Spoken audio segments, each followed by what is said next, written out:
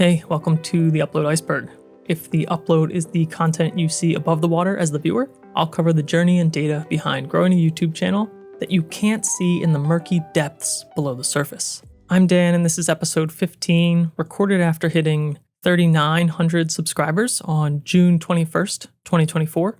Today is July 4th, way late, and we're ditching my video today. We are at 3,946 of you upon recording. But I wanted to give the analytics on the latest video a week or two to breathe, so we'll dive into those later at the end. The big things I want to hit today, Canon's releases, camera reviews in general, as they relate to Gerald's video and the Lumix S9 launch, and then break down my approach in this video, the Canon R8, quote, review, in light of all of that, for lack of a better word, drama.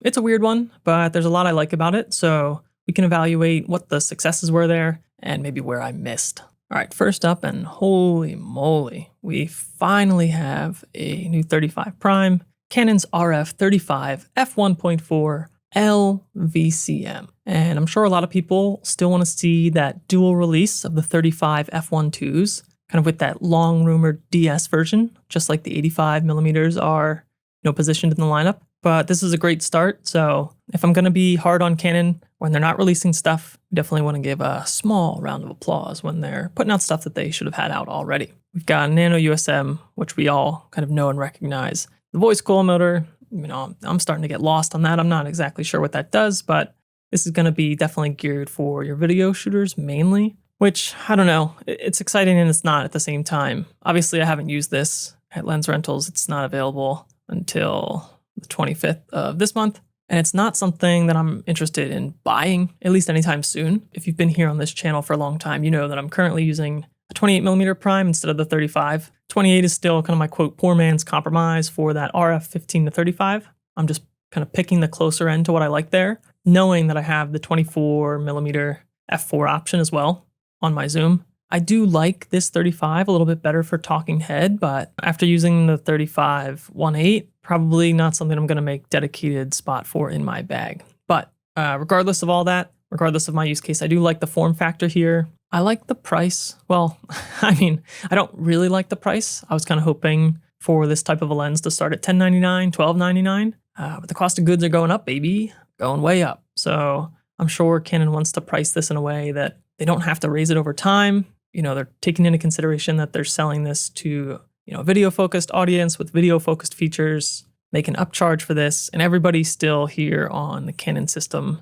is, frankly, just kind of rabid for this L quality 35 on mirrorless. So I don't think they'll have any shortage of takers here. I think the big question to me is, will they fill out this line? Like, are we going to get a whole bunch of these VCM lenses in this same footprint? So Canon has done this a couple times, reusing basically almost the exact same footprint for things like the 50-1.8, the 16-2.8, the 24 and 35. I would love, and I guess we'll find out at some point, maybe, hopefully, maybe not, but I'd love to see kind of the whole line here, like this VCM 50, a 24, 16, an 85. That would be interesting to watch. I'd still like a photo-focused option, right? Like if there was a photo-focused 35 1.4 at $12.99, maybe a little bit smaller, that would be awesome. I don't really necessarily have strong feelings about the aperture ring here, which I think is a little bit handicapped in photo mode anyway. We'll see what comes of it. And they're not out yet, but the R5 II and R1 are rumored to come out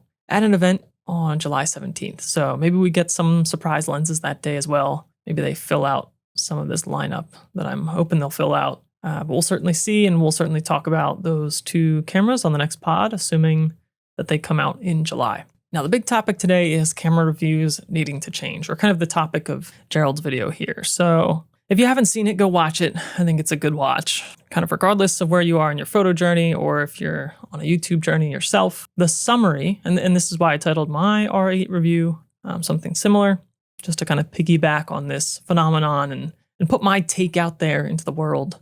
Gerald is kind of being critical of camera marketing and press trips here, and he defines sort of the conflict in staying objective in the face of a value exchange where reviewers are kind of riding the line, so to speak, when invited to a press trip. And so, if you go through the video, you can get all the detail here, but quickly he defines 3 stages of the creator life cycle. Stage 1 is kind of that hustling life cycle. You're reviewing the stuff that you have. You're not going on trips. You're not getting free gear. This is where, in my opinion, I think you need to get the tangible benefits from all of your time spent making YouTube videos. So again, kind of learning that editing, learning YouTube, connecting with people potentially. And I can't emphasize enough that it takes a massive effort to even get where I am. In the context of what we're talking about, in a group of reviewers here, many of them supporting themselves by doing this, I might as well be at the starting line before the gate even opens, right? The game hasn't even started. It might not even start. And I just want to paint that picture that there are usually years between these steps for creators, even if they care to take those steps at all.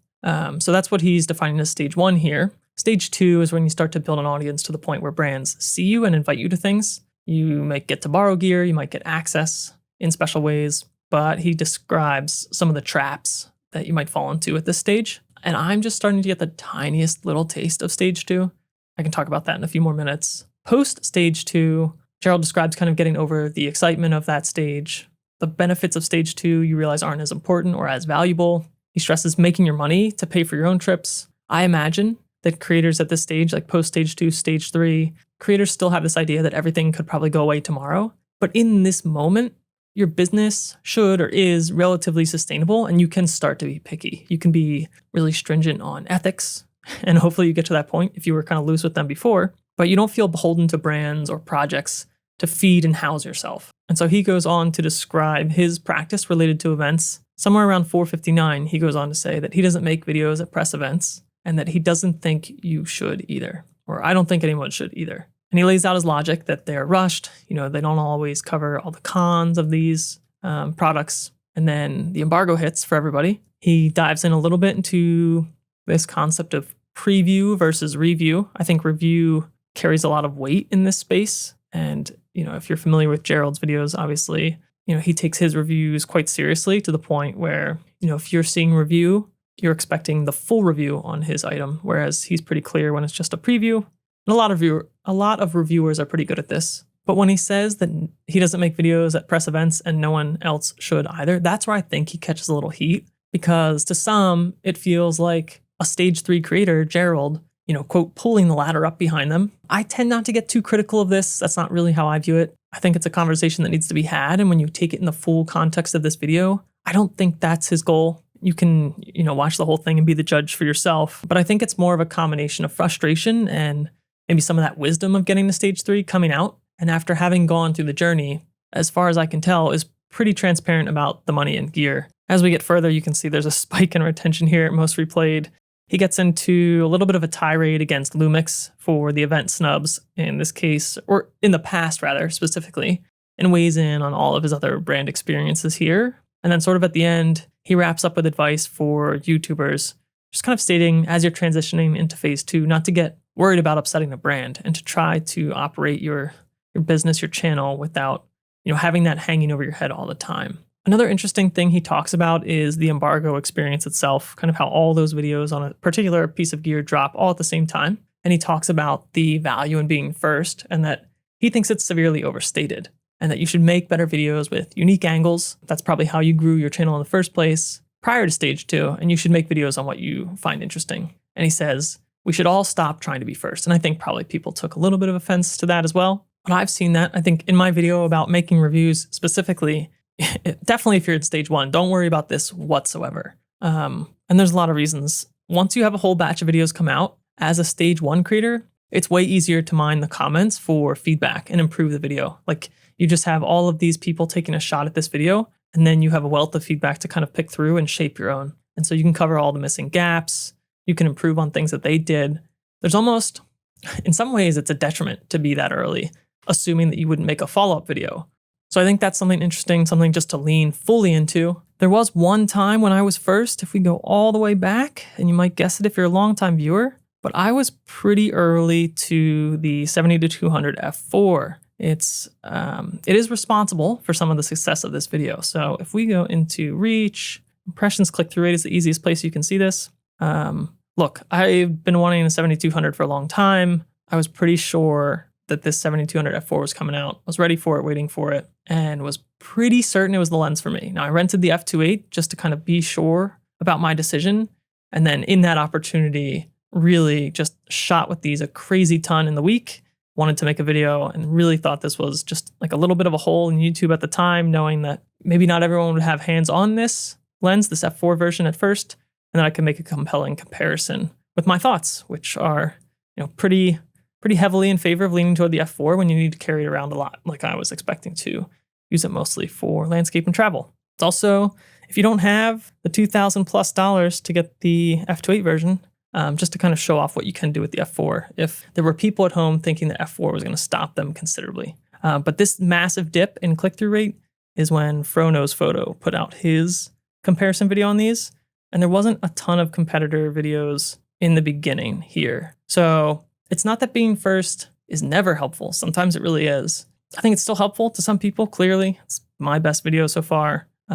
If being first was the only advantage, I think you would have seen this thing tank at some point. There are much more comparisons out now, and it still holds up at least a little bit. And I can tell because people are still watching, YouTube still showing it. So while it's responsible for a lot of early growth on the channel and continued growth, to be honest, this was probably the one area that I was feeling truly like, quote, first. And the rest of these videos, as you could guess, at my stage, just kind of leaning into not being first. So definitely don't let that hold you back. Now, as you can imagine, there's a lot of comments on this video, and there was a big theme around Gerald getting heat for kind of opening the door for other viewers to vilify those who ended up going on the Lumix S9 trip. And I picked out, I don't know where they are now in the feed, but I picked out a few for the script of this podcast. Let me look. One was, quote, "I think that's why I watch super small channels that buy this shit with their own money." And I sort of resonate with that. There was another, quote, "I was scratching my head with so many reviewers being overly subtle about S9 omissions, like no hot shoe, shutter, or the f8 lens. This explains a lot." This one's interesting. I think all those things are valid complaints at the price point. However, the comment reads as if this was the first time they were understanding, YouTube marketing or embargoes. This is not a new phenomenon. It stood out greatly on this launch. And then Gerald made his video, and then it started blowing up a little bit. So this is not a new phenomenon, but this Lumix S9 launch was the most recent dramatic example of this. There's another comment, quote, "I think the main issue on YouTube is people reviewing gear that they actually don't need or use and basically change brands and products every week just for clicks and views." And this resonates. It's a little bit different, I think, if you're someone who's reviewing, like if you're a full-time reviewer on YouTube, that's kind of the game. So that's less weird to me. At the same time, it still would contribute, whether you're full-time or not, contribute to that feeling of inundation as a viewer with all of these I'm changing gear videos. So sort of harmful for the viewer regardless of a full-time, part-time role there. And so my take, when we bring this back to my video, my channels, we'll get into this in the next section when I talk about this R8 review. But for me, for people in stage one, I think make what makes you happy. That's super huge. Number two, make it count. Like put your viewer first, try to make it helpful or entertaining. Like that's really who it's about. Don't get confused, or try not to get confused. YouTube isn't so much about you. Sometimes it's really about still creating that value first and leading with that. And then three, I would embrace the transparency around the entire process. I think that's probably best practice here. If we jump back to the idea of, making sure that you're getting something valuable out of your YouTube process, you really want to focus on the benefit that you can get, assuming that the monetary side might be zero. And so what's really valuable to you? And for me and for a lot of others, partly it's getting better at video editing. It's getting better at YouTube itself. I'm seeing a lot more jobs these days for video creator or YouTuber at a company. So it's a valuable skill in the workplace. I'm not seeing many jobs total, but many more than there were. For me, it's sharing my photography. It's embracing that long form content, kind of shuttering other socials in favor of YouTube. And then I think to Gerald's point, in these early stages, to the extent that you can keep your, the income that you use to live with separate from your YouTube income, it creates a ton of freedom. I personally want to grow because I'm still getting all the benefits that I set out to get with this effort, right? Still getting better at video editing, still learning YouTube, still sharing my photography in a way that I haven't really been able to do on Instagram. I'd love to give this a full-time shot at some point, either here on this channel or as an employee on a channel, but I do think that would be super stressful, and I would want that shot to be pretty time-boxed. So it's not my end goal. I'm not naive enough to say like that would be an awesome job long-term. Monetarily, sort of the much smaller dream for me is being able to fund, my own travel, photo trips, and gear. That's kind of, if I really let myself dream, that's kind of as far as it goes for the foreseeable future. I've often done a few hours a week of freelance podcast work and freelance photo work alongside full-time roles. So it would be cool to have kind of this YouTube channel fully replace that second side income in the future. I think if you do it this way, you don't feel obligated to fill sponsor inventory like Gerald described as, what he saw the trap for some stage 2 creators. So in my experience, back to this tiny taste of stage 2 that I feel like I might be getting, I mentioned a few minutes ago, I might be at something like stage 1.25. There was a release recently by ZHIYUN for the CINEPEER WEEBILL 3E gimbal. It's $249, I think. They reached out to me, and this is not something that I want or would use, but it is still flattering to get that email. In the past, I've owned a DJI Ronin SC, and I never really used it much. It was one of those like rare, what I call gas purchases, items that got me. I bought it preemptively for some freelance video work that I never ended up doing, and then never really ended up using for personal stuff. So it was one of those rare things that felt like a gear miss for me. So I wrote back and I told them these are the products that I actually am interested in testing out. Nothing about this gimbal really excites me. Kind of described, these are the types of sponsorships that I'm trying to craft moving forward. And I really want to try to curate those to be most helpful for this channel and for viewers here. And I said, let me know if this is of any interest. Kind of crickets back, as you might expect, for someone who has a pretty small channel. And this was interesting because the embargo date was recently, and I saw a tiny wave of videos around this. I normally wouldn't watch any. I don't watch gimbal content because it's not something that I use. I'm not really interested in it that much or looking to buy, but I checked out a few. And the quality of the videos varies, as you would expect, right? As a creator, you kind of quickly get a feel for things like who's transparent about the relationship in these videos, who seems like they actually use the gimbals in a real way, who seems to be diving deep, who's more surface level, maybe even who's tiny enough to know that this is probably the first time that they've worked with a brand in any way. So it is fascinating to see that phenomenon when you have kind of 1 foot in front of the curtain as the viewer on YouTube and 1 foot behind the curtain as a creator. Personally, making videos, like dedicated videos for free products, I think it probably rarely makes sense at the size that I am.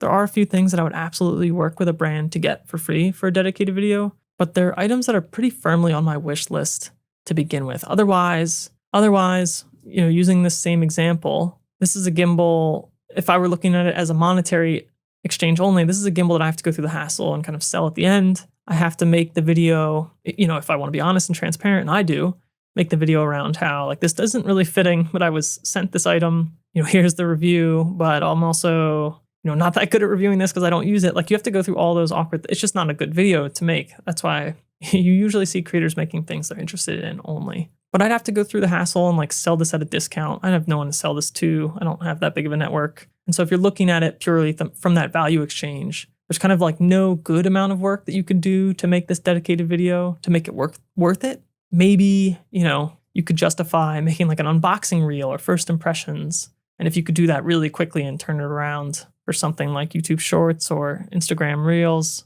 maybe that's worth it. But at some point, you sort of have to value your time. And there are just a lot more videos that I would rather work on than this one right now. So that's that's a real world example of how I handle something like that. I think in my experience, around 1,000 subscribers, you probably get some spammy inbound requests. Some are legit spam and some are for things just really bad products that are going out to vast swaths of people. And you're probably hitting some flag around 1,000 to say this is a creator for them to reach out to. At 2,500, I feel like you might start to get some inbound that's not super fitting, legitimate stuff that's just not super fitting. Maybe you get some potential fitting deals or sponsorship opportunities in outbound reach if they're kind of smaller and you really do a lot of work to figure out what might fit. And then at 5,000 to 10,000 subscribers, I don't know if there are other 5,000 to 10,000 subscriber channels listening to me spew this nonsense, but that's where I would expect sort of some of those niche opportunities to start to become interesting and maybe more worthwhile in the photo space. But it's honestly hard to tell. There's not much visibility. I'm not in any sort of mastermind group that talks about this stuff. I don't really know anybody in my personal, in the flesh life that is a YouTuber. And I have occasional comment and DM interactions with other creators of various sizes. And those are fun and valuable, at least in terms of feeling like a small part of a community. But at my size, I'm not having conversations at this point focused around stuff like monetization and ethics and strategy specifically. Another podcast episode that I want to call out around kind of this issue of transparency that deals specifically with the Lumix S9 launch was the PetaPixel pod and how they covered it. So one thing coming out of this conversation, and I left a few comments and replies on this, I think YouTube could lean in here. This is my comment. I think YouTube could lean in here a bit, and it would be low-hanging fruit. I'd love to have some sort of standardized first look review, long-term review tags, and maybe some more granularity for the paid promotion label too, like product, payment, loaner, travel, or experience. Not everyone is going to use them. Some might abuse them, but having the option and making it easy would be nice. So it would be cool to get some of that structure. I would use those tags to provide more structure, more transparency. I'm not sure how many people would, but just something to be like to signal that, hey, I'm trying to be proactive about this. Sometimes I might make mistakes, but I'm trying to tag anything that I can here. One thing that was interesting about this episode was I would say that PetaPixel's S9 video themselves wasn't really the poster child of transparency for sure. So under one of the top comments, I left another pretty long comment. I am going to read it here because I think it's useful for this conversation, but I said, I would love to hear their response thinking on the S9 video. For viewers who aren't savvy about any of this stuff, that one is especially insidious in terms of transparency. One, from the Japan aspect, but two, and maybe more importantly, because of the audio sponsorship. And I'm assuming it's a sponsorship given the way they talk. I don't know for sure. They have the paid promotion tag, but they don't use the word sponsor in that first read. So potentially it's not. The point is that I have no idea about any of it. And to your point, that tag doesn't satisfy the FTC anyway. From an affiliate standpoint, I believe the FTC requires disclosure there too. It's possible they aren't audio affiliates, though the URL has publisher and affiliate IDs, but that's not disclosed in the description either. And then I edited to add, because the FTC guidelines, I don't think strictly apply to anybody outside of the US, although I think there's some gray area around if you're making content that is going to inevitably end up in a large American audience, I think they can be enforced. This is not legal advice, I'm no lawyer, but kind of all the more reason to be transparent just in case. Just cover your bases. My edit was, there may be some US-Canada distinction here from a technical legal requirement standpoint. Regardless, it doesn't seem great to leave it as ambiguous as it is. Also, questions about this particular video aside, I appreciate the time spent talking about this. You guys have a big voice, and it's great for everyone to look at their own processes and think about how we can all be more clear to shape the space. And in a lot of these comments, Chris jumped right in. So I thanked him for that. I think big kudos for not leaving the feedback unaddressed. And to be clear, I don't watch all their stuff. I'd say I'm kind of a casual watcher. This is not the type of thing that I'm ready to go out and gather a mob to cancel people over. I just have a strong preference for more authenticity and transparency around the business side of it, around sponsorships. So in my book, for them to engage and look to be better, like that counts positively in a big way. So another recent example of this was sort of the Insta360 debacle. And I feel weird even making an example about this video, but I think it proves a good point. So in Peter McKinnon's Insta X4 release, I think this is the best example of what you want to protect yourself from by really being transparent at the start. So this isn't really meant to be a big spiel on Peter McKinnon. I feel like everyone probably has an opinion of him. Mine is still generally really positive, and yours is probably pretty dependent on how long you followed him and maybe how much you learned along the way. But Farouk made a video around Insta360 and this latest influencer debacle, where they were asking creators to hide sponsorships, to be less than transparent around them. So Peter's video to me is an example of how that could potentially bite you in the ass, because he's a big creator, outsized influence in this space. His video isn't labeled with paid promotion. On the screen, he shows sponsored by at 145, but he doesn't say it. And, as we know by looking at retention graphs, 25% of the people that clicked on this video are probably already gone by this point. So those watchers leave after hearing kind of this positive, almost 2-minute long rant on this camera, thinking that it maybe wasn't paid for, that this video wasn't sponsored. Again, this is shown, not said. So if you look away, same thing. And to me, this video sort of has kind of that over-the-top sponsored Pete vibe. I'm not saying whether that's good or bad, but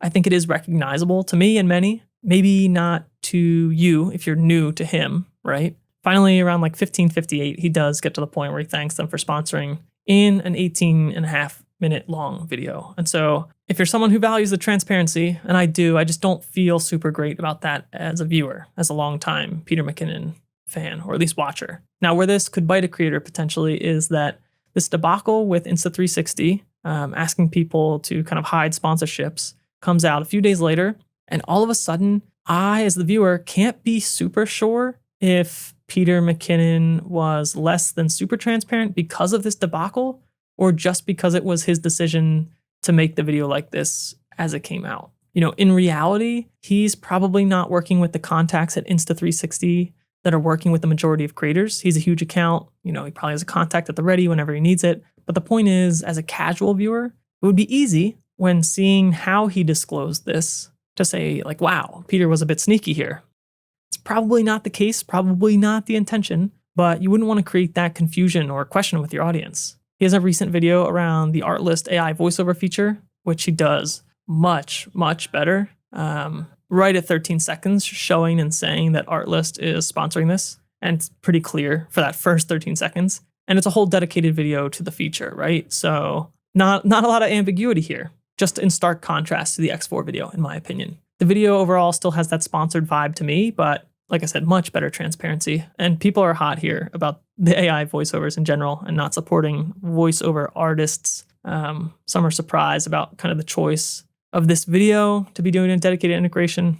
There's a lot to say about that topic and all of that stuff, but I think that's for another time. And everyone has sort of like these biases in their content. So it can be really tough to tell, absolute truth and transparency from not. But my biases are pretty transparent so far, right? I only shoot Canon. So one of them is that I'm really not that interested in some of the more entry-level stuff, right? I'm not going to run out and go get an R10 for a video. For example, there may be instances where that makes sense to compare, like bring in as a comparison point in another video. And I think that's a cool camera. The Canon's bringing some of their autofocus kind of all the way through the lineup, but that's just not something that I'll, shoot a ton with and probably won't show up here on this channel. At the moment, I really don't have that much reach into the higher end stuff. So, I'd love to say, hell yeah, I'm pre-ordering the R5 too, but remember that stage one creator here, we're reviewing what we have. And if it's not the best move for me to get something financially or gear wise, then that video is not happening here on this channel until it makes sense, if it ever does. I've got a huge photo slant. I'm not a filmmaker, no aspirations to become a filmmaker. Video for me really serves the purpose of YouTube and potentially telling a story and kind of no further. And I think it'll probably stay like that. I just enjoy the photo and YouTube side of cameras more than I like video and true filmmaking. And we're working with the R6 and the R8. So, that's my slant there. I'm also only a semi-pro or like an enthusiast. So while I do encounter issues and do get feedback about the gear when I'm shooting for clients, it's never in high stakes environments like a wedding or once in a lifetime event. And I just work around them, right? Part of the reason that I like to have two cameras is because I know the R6 and R8 both get kind of hot and that one of them could potentially overheat. Worst case scenario, if I have a camera that overheats and dies on me or I can't use it, I'm in situations where, I think I can work that out with my client after the fact, if it's a real problem, right? Like if I truly fail them on a shoot day, I don't think it's career ending for me or even that stressful. Obviously, like don't want that, but it's just nothing comes close to like failing somebody on their wedding day. And so if we jump a little bit more into my actual Canon R8 quote review that I've titled Camera Reviews Need to Change with a clear Canon R8 thumbnail that mimics, it's a shot from New Zealand, so kind of mimics the previous video's thumbnail. A couple things. We'll talk about the style of this video in a second, but a couple things right up top. I don't really use the word review too often in titles and thumbnails because I'm pretty self-conscious about it. I don't really want to catch hate for not hitting on all the aspects of something or not doing it in a technical way. I just don't want to be heckled for doing it my way. And I've been really open that what I'm trying to do is target any given set of search terms around a set of gear. That's how I'm kind of, quote, hacking to get my photos seen in a way that I can't figure out how to do in that fun, reliable way on Instagram after they killed kind of photo reach. But if that's my goal, in order to keep people around, to actually get traction beyond the title and thumbnail, like it's YouTube at the end of the day, so you need to keep people watching. And that's where I tried to be as helpful or entertaining as I can with the non-technical things I have to say about that piece of gear. And for me, that's detailing my particular use case, what's working, why it works within the rest of my bag. And I think that's helpful in the same way a review is, for the people like me and for the people who aren't. If we really shoot differently, you can kind of conclude that the R8 might suck for you. The R8 is maybe a bad example because I think it truly can work for many, but you get the idea. If you're planning to shoot indoor events and getting paid handsomely, and you're not needing to lug your 70 to 200 up a mountain, then you can watch my F4 stuff and say, okay, maybe I'm in that group that should look at the F2.8. Now for the style here, we went flat out weird and leaned into the music, and I tried to create as many tiny morsels of weirdness, like little surprises, maybe little delights, maybe a laugh or two. And in ideation of this video, I changed direction just so many times because, I was still editing all my photos here, and I started with an outline, kind of traditionally like me at the desk, A-roll. And then I started listening to some tracks, dropping some tracks into the timeline, thinking I might edit, more piece by piece. All this quote, I don't even like to call it drama, but all the drama around the Lumix S9 was coming out. And so eventually I just I wanted to sort of make a video around this topic, but definitely not like a dedicated video, and there was a massive wave of videos coming out after Gerald's. I just didn't want to be like too on the nose about it. This is like the weird, quirky, potentially amusing style that I would want to cover this topic in. And so I did, especially in the beginning of this video. I feel like I took a lot of risks retention wise. So when we get to the analytics at the end, we can see maybe what worked, what didn't. But I'm sort of relying on the fact that this is catchy, right? If you've seen Gerald's video, this might resonate much differently with you than if you haven't. So I think that's, could go either way, good or bad. I'm jumping right into that video at the very start. So if you haven't seen it, you're already a little bit like, what the hell's going on here? After that point, I'm calling back to this golem animation that I made in my F4 zooms in New Zealand video. It was a recent video, so chances are you might have seen it, but it was one of those things that I did a lot of keyframing. I wasn't going to waste it, so I was going to use it twice. And then I'm continuing with like a really quick slideshow of all those images that I already taken. So if you have seen that video, it's quite possible you get to 17 seconds in this video and you're kind of bored, like you've already seen what I've shown. So just a lot of risks, one after another at the very start of the video. So not something I would necessarily advise if you're trying to hit something out of the park here. That's kind of how I led. And then I guess I should mention, by the back half of the video, when you get through those two tracks, I do get to a more traditional recounting or narration of what I like and don't like. So if you kind of make it through those first 5 minutes, you still get to a target of what my, quote, normal gear video is. All right, Future Dan here. Not ideal, but had to stop the prior recording a few days ago. It's now post-weekend, I think, where I wanted to pick back up. There were some comments on this Canon R8 video, and they're grouped around a couple themes. A couple people called out the editing work and maybe some of the painstaking parts of that. So I appreciate that call out. There was at least one comment about the RP and R8.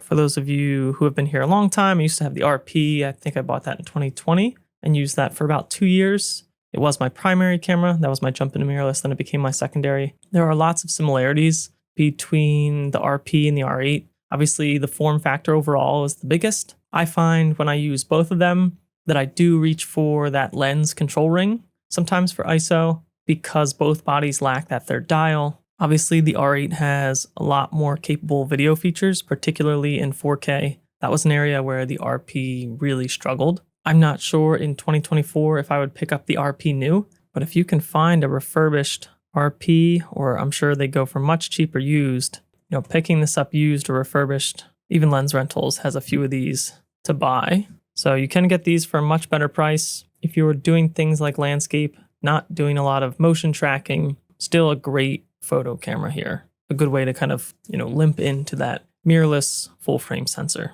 if that's what you're after. A lot of the stuff that I shoot now probably could still be done on the RP, right? There's a few features that I use a lot that are not. Many of the video features that I use today, or that make, the ease of use in shooting 4K with great autofocus. There's obviously a lot missing in the RP from the R6 and R8, but photo first for not high-speed action, still something worth looking at potentially. Back to comments, there were a few on battery life. It's one of the weak points of the camera, but in practice, if you're willing to swap them out, I think 2 or 3 batteries can get you pretty far. If you're the type of person that 2 or 3 batteries won't work for you, then I think the body is probably not right for you in the first place. I think you really need to go with something a little bit more pro when you're going to get that bigger battery. And you're going to get all those other additional features that you would expect on a more pro body. In Canon's lineup, almost certainly going to get that second card, no matter where you bump up to after the R8. Even if that's the R7, you're going to get 2 cards and a bigger battery. Still not going to get that third wheel. There were a few more around the autofocus.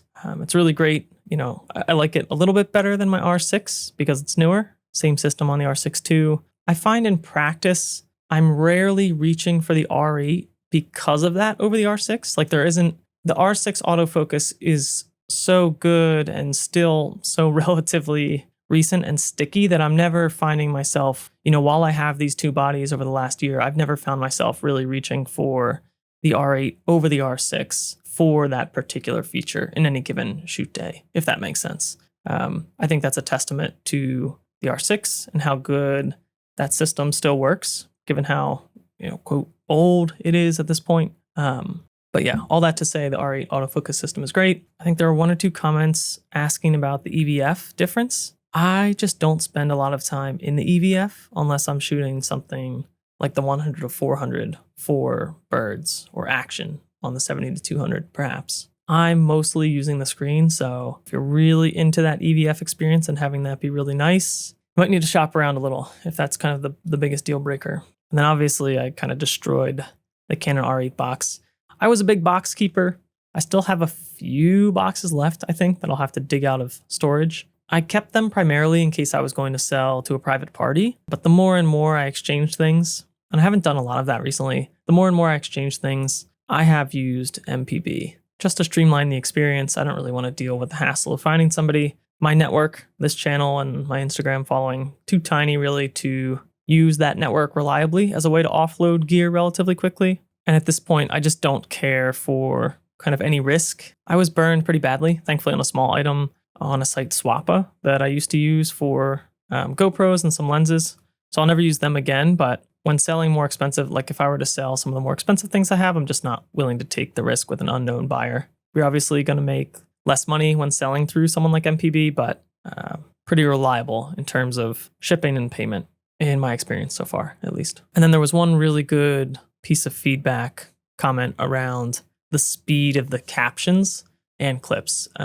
Really appreciate this type of feedback. This was something that I agonized over in the edit a little bit because I knew this wasn't good. It was sort of easy to get this edit, to the first 80%. And then that back half, the half of the effort to finish up and refine that 20% was really around trying to make those captions any better, any less worse than they already were. I definitely didn't quite nail it. And I think if I want to use text in the future, the way I use it here in this shot is a little bit silly, over the top, but I think making the text the primary visual element is the way to go. It makes it the most digestible, at least when I'm watching through and proof listening, proof watching this edit. One more thing I wanted to touch on before looking at upcoming videos. YouTube has rolled out a thumbnail, what they call test and compare feature. So if you click this, if you upload a video from scratch, you'll see this workflow built in here in the traditional thumbnail spot. But if you already have an existing video, you can still test and compare thumbnails. If you click on options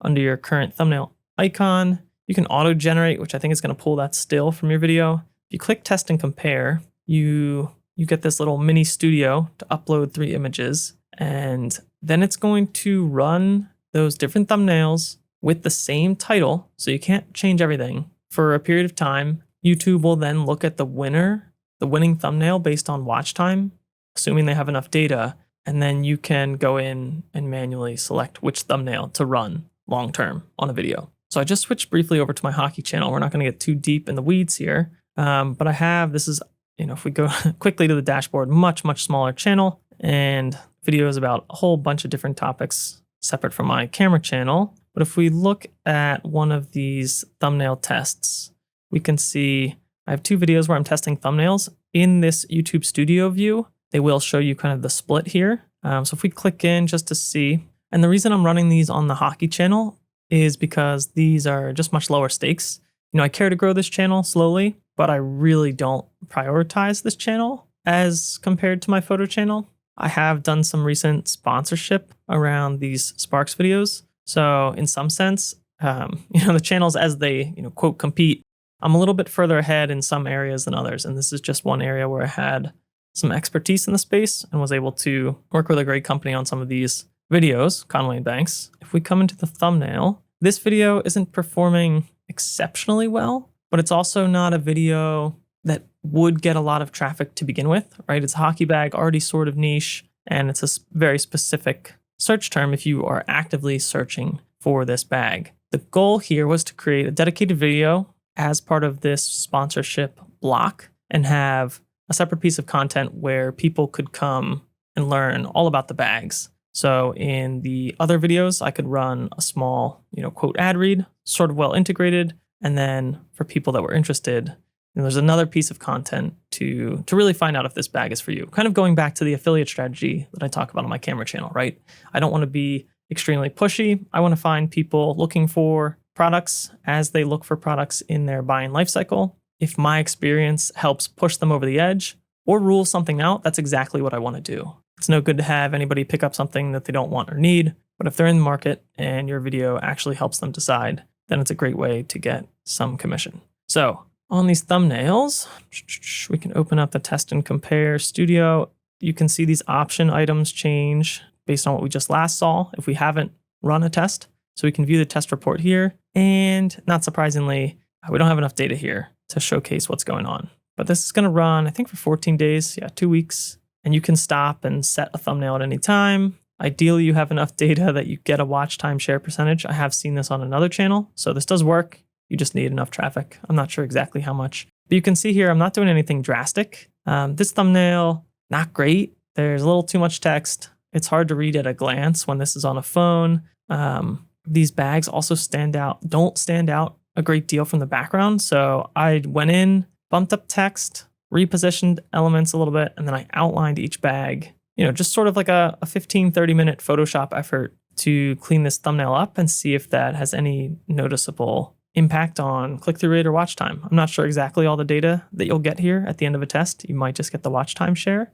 I'm hoping to get a little bit more, but we'll review this soon enough on the camera channel, and we can dive into the data here on the podcast. Pretty excited about that, because obviously on any one typical video, I get much more traffic than the hockey channel. So we'll see how quickly we can kind of get a test and compare answer. It's something that I could run on any of these videos. And if there are videos with a really low click-through rate, I may go through and try to spend some time cleaning them up. However, as enticing as that is to kind of go through your library and test a different thumbnail and see if you can improve it, it does take a lot of time. And often a thumbnail change, in my experience, unless you're really experienced in thumbnail design, is sort of a stab in the dark. So for many of these, I'm not exactly sure what I would change. A lot of them wouldn't be subtle changes. I think a lot of them would be pretty drastic changes. This is a good example. I think this wildlife and landscape 100 to 400 video, if we come in here, see the thumbnail, I don't know, sort of good and bad for this channel.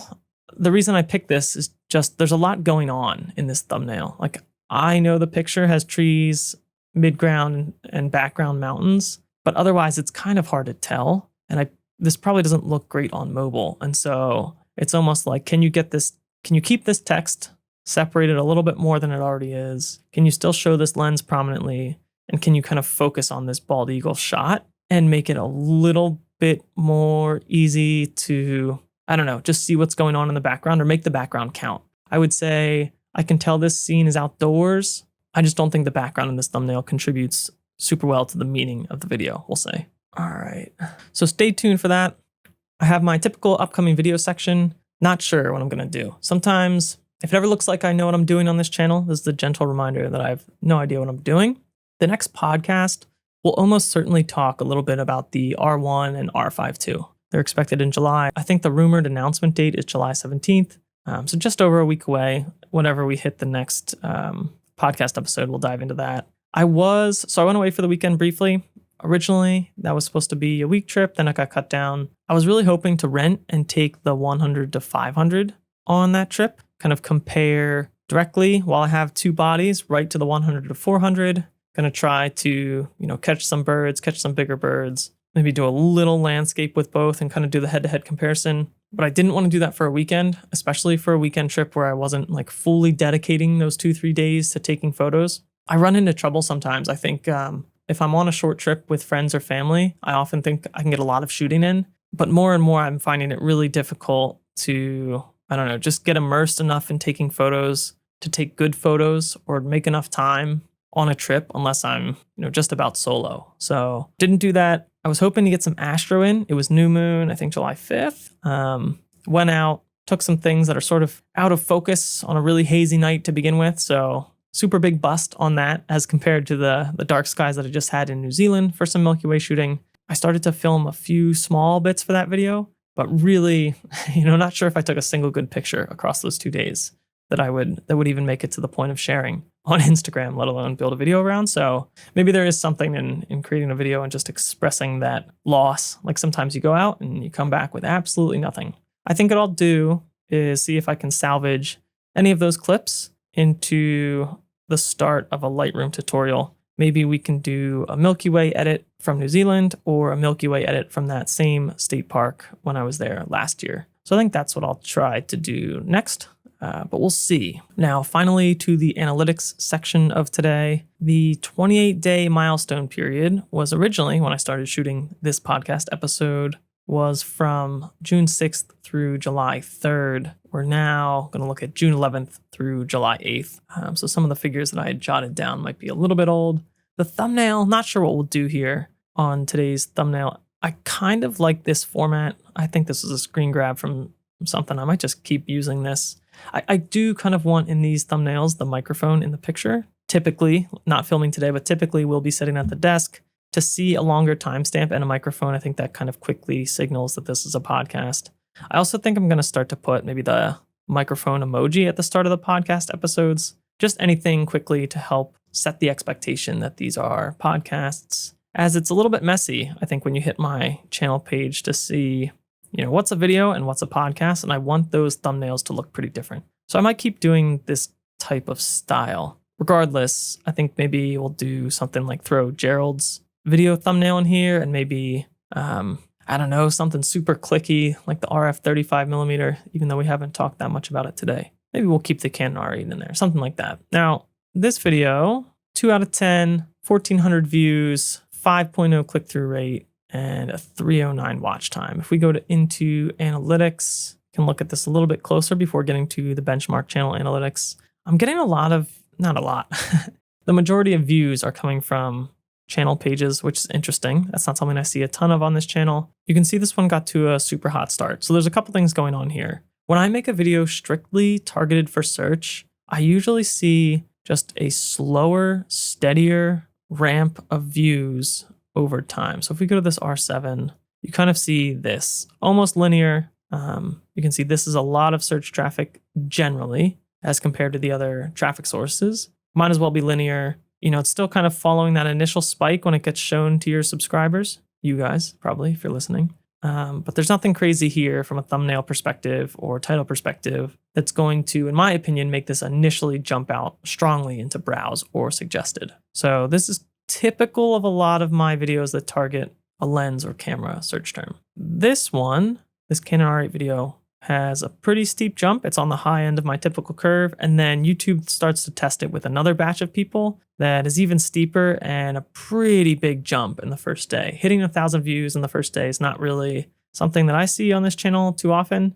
And then at some point, some signal gets sent to YouTube like, okay, this is not something that we should keep sending out to the masses in the way that we've done in the first 24 hours, in this first test period and the second little test period. And so you can see immediate flat line and kind of getting back to what looks like maybe a linear or logarithmic, pattern here. And it's not immediately clear to me all the reasons that happens or why, or if there's anything that I could change. I think the title here is obviously a big risk, right? I talked about all the retention risks earlier in this video, I think, where we're, diving into Gerald's video. We're using a few clips from the last video in New Zealand that I have. I'm just relying on a lot of affordances for the viewer to have kind of in their mind. Not ideal, not good. I need to be probably mindful of that in the future.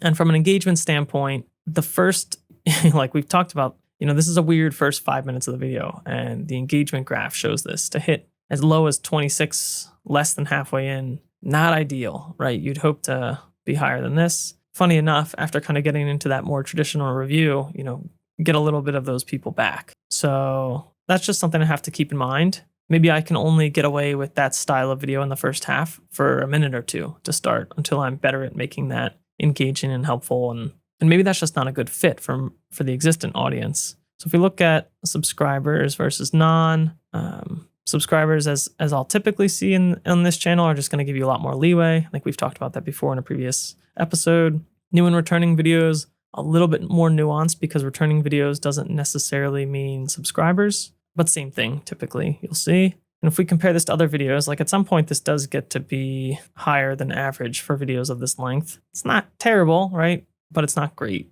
I'm not sure if this will ever pop back off. This might be kind of stuck in this doldrums of very slow growth, if it doesn't completely level off. I would say, you know, this is probably not disappointing to me too much at all, given what I tried and given, again, what I practiced here, what I've learned, and how fun it was to edit. At the same time, at some level, you know, I'm always trying to hit at least my subscriber base, right? That's sort of the goal, is can I make a video that gets seen at least 3,958 times? And this might never make it. And if I use that as my metric, looking at some other videos, this is the prior New Zealand one, you know, hitting that here outside of the traditional band of views and, you know, still headed in the right direction with suggested and search being big traffic sources. That feels like a big win, and it's a strong subscriber signal, good qualitative feedback, all the things, right? So that feels like a win from a YouTube perspective. Something like the body review, R6, R7, R8, again, 1,600. By the same metric, this feels a little bit like a miss. It's been, you know, over 100 days, still sitting at that 1.7 views. That's kind of how I try to think about success, but I don't get, you know, too butthurt about this. We've looked at this video a lot, this Not a Holy Trinity video. This was the only other comparison point, sort of, as the video that really jumped off aggressively in the first, you know, couple days. So if I compare this to the R8 review and we go to since published, you can see that this Not a Holy Trinity really kind of kept cranking on that initial push out, where it was just off to the races for 3 days straight, in the same way that the R8 video was. So if your videos sort of follow this trajectory, I feel like you know kind of quick, within a couple days, if YouTube is just going to keep sending that straight to the moon. And for the attributes that are responsible for this exact difference, you know, I'm not exactly sure, other than this has, you know, 40 more seconds of retention and probably a better click-through rate and more straightforward title and better searchability, all the things. All right, zooming back out, if we look at the period as a whole, we've got 20.4 thousand views, about 725 views a day or something that works out to be. So this is down about 100 views a day since last podcast. And YouTube is saying this is about typical for the time period, generally, broadly. 935 watch hours, sort of similar, down just maybe a little bit. 84 new subscribers, just about usual. Welcome to the 84 noobs here. Glad to have you. Click-through rate for long form is down slightly to 8. I think this dip here is interesting following the immediate release of the Canon R8 video. I think sometimes when your video is off to that cranking start, click-through rate is lower. Lower click-through rate in this instance isn't an indicator that it's necessarily a bad video. You often have to look at click-through rate as compared to your impression number. So you can't quite look at click-through rate in a vacuum. It is helpful to compare them across videos that have been out in the wild. When your video is taking off like that for that first day, a lower click-through rate can sometimes be expected because YouTube is pushing it out to just tons of people. And they're okay with a lower click-through rate because they know it sort of has broad reach, broad appeal. YouTube Studio will often flag that with a little tooltip saying, like, this click-through rate is lower than normal, but it's because it's appealing to a wider audience. So they're good about telling you when that phenomenon is happening. And AVD is almost exactly the same at 254. Like I said, I was a little disappointed here. I was hoping that R8 video was going to drag this number up slightly for this period, as that video is 10 minutes. Yeah, just beyond 10 minutes. But like I said, took a lot of risks from a retention standpoint. And so that sort of matches what I would expect given the choices that I made. I have to live with those choices. Moving on to revenue, 7430 total. Got a high day immediately after that video release, or one day after rather, at 457, and a low day of 215, 180. Damn, 180 on July 3rd. I gotta be careful. Shit's getting pretty real for me. It's almost as if I should post more often. I think just to follow back up, May was the best month the channel has ever had. Very close to that mythical first $100 month.